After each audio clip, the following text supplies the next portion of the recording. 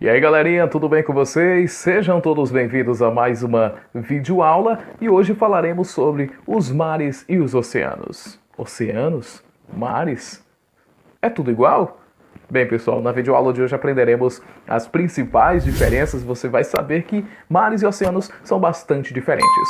Uma das principais diferenças relacionadas a esses gigantes está relacionado à sua extensão. Os oceanos são grandes extensões de águas salgadas que cobrem cerca de 70% da superfície da Terra, envolvendo e também separando os continentes.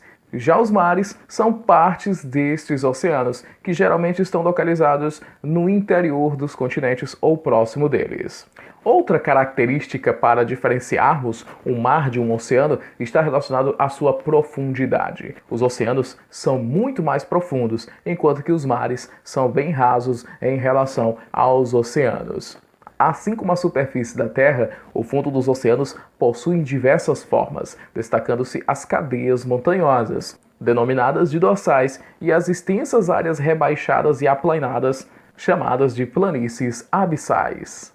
Devemos salientar também a constante movimentação das águas oceânicas devido à influência da rotação da Terra. Somadas a ela, as diferenças de temperatura e salinidade das águas provocam deslocamento também das massas de água nos oceanos, conhecidas como correntes marítimas. Analisando esses principais pontos, sabemos diferenciar então um oceano de um mar. Uma frase muito comum dos brasileiros é que a maré do mar está muito elevada. Um equívoco, pois no território brasileiro não temos mares, pois o litoral brasileiro é banhado pelo Oceano Atlântico. O Oceano Pacífico é o maior dos oceanos e cobre cerca de 1/3 da superfície da Terra. Nas suas fossas marinhas encontram-se aí os locais mais profundos dos oceanos, a famosa Fossa das Marianas, nas proximidades da Micronésia, ao norte da Austrália.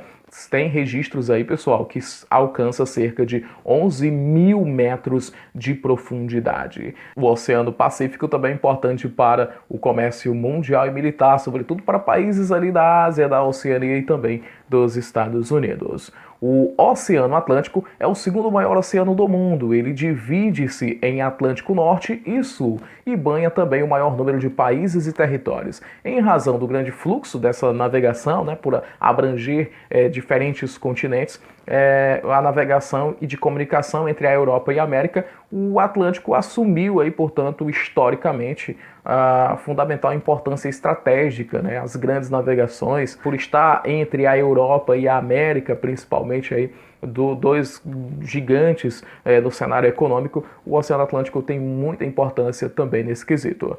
O Oceano Índico é o terceiro maior do mundo e tem sua maior parte localizada no hemisfério sul. O Índico também é a rota de muitos navios que saem da Ásia rumo a outros pontos do mundo.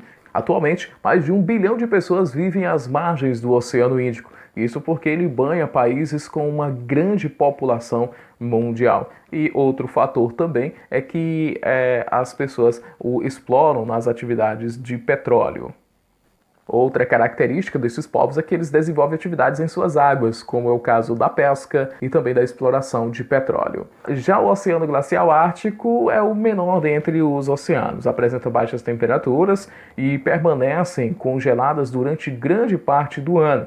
Nesse oceano, gente, se localiza o Polo Norte. A região ártica é habitada por uma variedade de animais, como os ursos polares, focas e baleias. No entanto, o degelo vem impactando aí a fauna e a flora, a fauna levando aí ao desaparecimento do habitat natural desses animais, tá? Também populações nômades vivem aí no território, às margens também do Oceano Glacial Ártico. Vamos falar um pouquinho dos mares, hein? Olha, gente, os mares em relação aos oceanos apresentam menor profundidade, menor extensão, além de maior variação de quantidade de sal, tá? Temperatura e transparência das águas. Classificam-se em mares abertos e fechados, e mar interior, Tá? O mar aberto, também denominado mar costeiro, é aquele que se comunica com os oceanos por largas passagens, a exemplo do Mar do Norte, que fica na Europa. O mar fechado, também denominado de mar isolado, não possui comunicação com um oceano ou outro mar. Localiza-se dentro das terras continentais como um grande lago salgado, a exemplo do Mar Morto, entre a Jordânia e o Israel. O Mar Morto, ele tem aí, portanto, uma quantidade de salinidade muito elevada e está localizado a mais de 400 metros abaixo do nível do mar e, portanto, é a maior depressão absoluta do planeta Terra em áreas na superfície. O Mar Morto, ele depende muito da alimentação do Rio Jordão, mas o Rio Jordão ele é muito utilizado principalmente na agricultura, né, para a irrigação, e isso afeta o fluxo do rio, que não consegue abastecer o mar em grande quantidade, e isso vai aumentando a cada ano o índice de salinização do Mar Morto. Já o mar interior, também denominado de mar continental, comunica-se com o oceano por estreitos canais. O exemplo é o mar Mediterrâneo, que comunica-se com o Oceano Atlântico pelo Estreito de Gibraltar. O mar Mediterrâneo é um dos mais importantes do ponto de vista econômico, pois banha aí a grande parte dos principais países da Europa. O uso dos mares e dos oceanos. Gente, cerca de 45% da população mundial concentra-se em áreas costeiras, né? As maiores cidades estão aí próximas às áreas litorâneas. A pesca é uma das mais antigas atividades humanas, tá? E pode ser classificada em artesanal ou industrial. Nos oceanos e mares, a pesca artesanal é praticada nas proximidades do litoral, em pequenas embarcações. Já a industrial, ela é realizada em alto mar com embarcações equipadas com instrumentos que facilitam a localização dos cardumes. O Japão, por exemplo, ele intensifica muito a questão da pesca industrial. Outra atividade muito antiga é a exploração do sal marinho.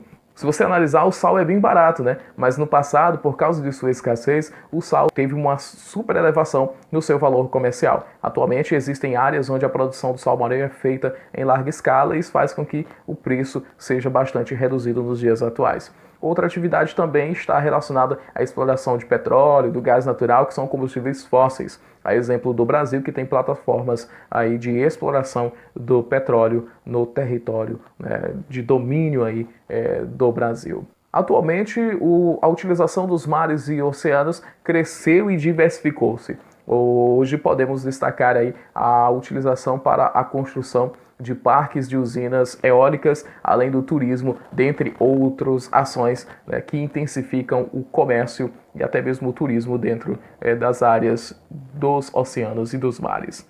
A exploração e os riscos ambientais. Pessoal, a pesca industrial ela acaba ocorrendo em larga escala e isso, se não for feito de modo sustentável, pode ocorrer a sobrepesca, que é quando a pesca ultrapassa a capacidade da natureza de repor as espécies, alterando aí a dinâmica do ambiente marinho e colocando em risco também a existência de outras espécies por conta da cadeia alimentar.